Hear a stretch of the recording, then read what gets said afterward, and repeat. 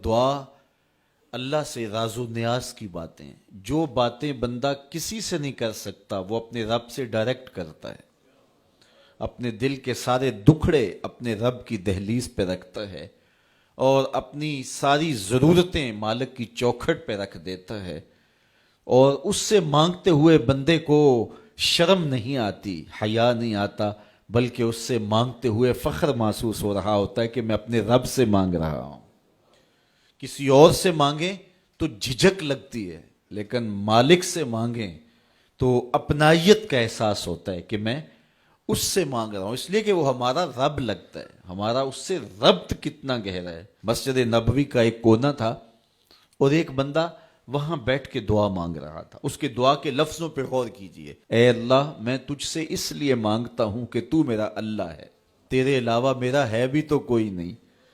تو یہ وہ دعا مانگ رہا تھا اور مسجد نبوی کے کونے میں بیٹھا تھا۔ حضور نے دیکھا تو ایک صحابی سے کہا، وہ جو دعا مانگ رہا ہے اس کو جا کے بتا دو تمہاری دعا قبول ہو گئی ہے۔ وہ مانگ اس ڈھب سے رہا ہے۔ تو یہ دعا اپنے رب سے نیاز ہے، دعا خود عبادت ہے۔ جب تمہاری ضرورتوں کا کفیل وہ ہے تو پھر اس سے نہیں مانگیں گے تو کس سے مانگیں گے؟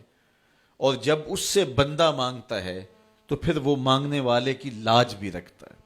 ان ربکم حیی کریم یستحیی من عبدہ اذا رفع یدہ ان یردہما صفرا۔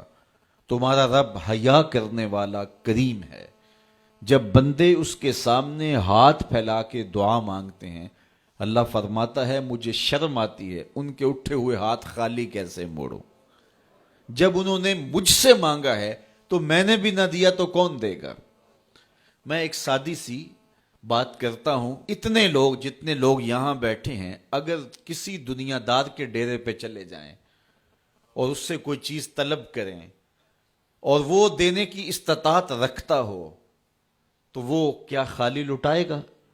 وہ کہے گا اتنے لوگ آگے ہو تو ڈیرہ داری کی شان کے خلاف ہے کہ میں ان کو خالی لٹاؤں۔ تو جب یہ دنیا دار خالی نہیں لٹاتا تو رب کیسے خالی لٹائے گا؟ جب بندے اس کی دہلیز پہ چل کے آ جائیں تو وہ بندوں کی ضرورتوں کا کفیل ہے اور ان کے ہر درد کو جانتا ہے اور ان کی ضرورتوں کو پورا کرتا ہے۔ علماء نے کہا دعا ہر صورت قبول ہوتی ہے، یا تو یہ ہے کہ فوراً قبول ہو جاتی ہے، جو مانگا فوراً مل گیا، اور کبھی ایسا ہوتا ہے کہ فوراً نہیں ملتا، حکمت ہوتی ہے اور فوری دینا مناسب نہیں ہوتا تو اس کو فوری نہیں دیا جاتا، لیکن دعا بعد میں کچھ عرصے کے بعد اس کی ڈیمانڈ پوری کر دی جاتی ہے۔ اور کبھی ایسا ہوتا ہے نہ فوری دیا جاتا ہے نہ بدیر دیا جاتا ہے، اس دعا کو ذخیرہ کر لیا جاتا ہے اور حشر کے دن اس کا بدلہ دیا جائے گا۔ اور روایت میں آتا ہے حشر کے دن جب ان دعاؤں کا بدلہ دیا جائے گا جن کا بدلہ دنیا میں نہیں ملا تھا تو لوگ آرزو کریں کہ کاش کہ دنیا میں کوئی دعا قبول ہی نہ ہوئی ہوتی، سارے صلے آخرت میں ملتے۔ اللہ اکبر۔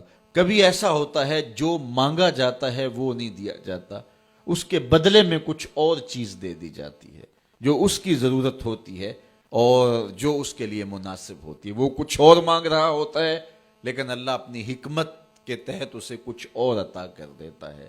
بہر صورت دعا قبول ہوتی ہے اور بندوں کے اٹھے ہوئے ہاتھ اللہ پسند کرتا ہے۔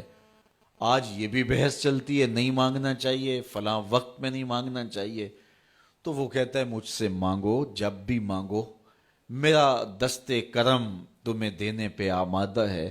اور اگر کوئی نہیں مانگتا تو فرمایا کل ما یابو بکم ربی لولا دعاؤکم، اے محبوب فرما دو اگر یہ نہیں مانگیں گے تو اللہ بھی پرواہ نہیں کرے گا۔ مانگنا تمہاری ضرورت ہے، اگر تم مانگتے رہو گے تمہاری جھولیاں بھرتا رہے گا، اور اگر تمہیں اسے نہیں پکارو گے تو وہ بھی تمہاری پرواہ نہیں کرے گا۔